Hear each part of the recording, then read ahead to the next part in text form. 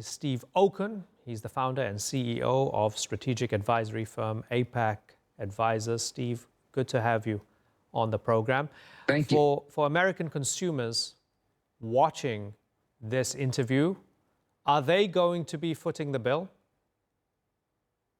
They're going to be footing the bill, and it really depends what Mark Carney's going to do in retaliation. So he said he's going to go dollar for dollar.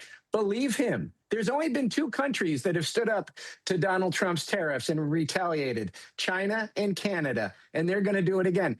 And Mark Carney is going to do it in a way that is going to extract as much a political price as he can on Donald Trump. And that means he's going to go after industries and states that are important to the Republicans in the upcoming midterm elections. So a lot of these states, Alaska, Maine, Ohio, Iowa, extraordinarily exposed to trade with Canada. And that's where I expect Mark Carney to go to retaliate against the pain he's going to feel with Donald Trump putting tariffs on key sectors there, like alcohol and dairy and furniture.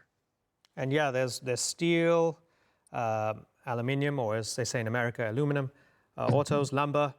And these countries sold, I've got it here, $880 billion worth of goods and services last year. If all of this goes into effect, how long until we see the ramifications?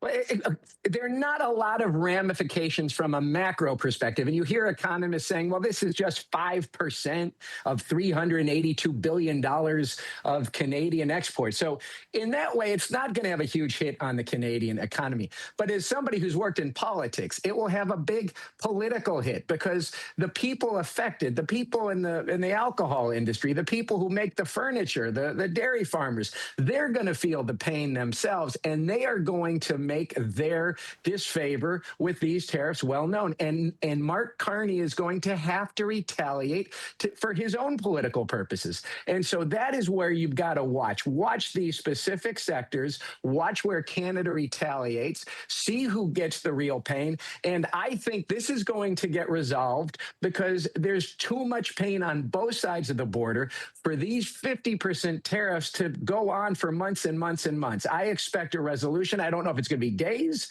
maybe weeks. I don't think it's going to be months, though. And for other trading partners from around the world, if they're looking at this and they're saying, the United States, this is what's happening with your nice, polite neighbor to the north, what's going to happen to us? Are they justified in feeling concerned?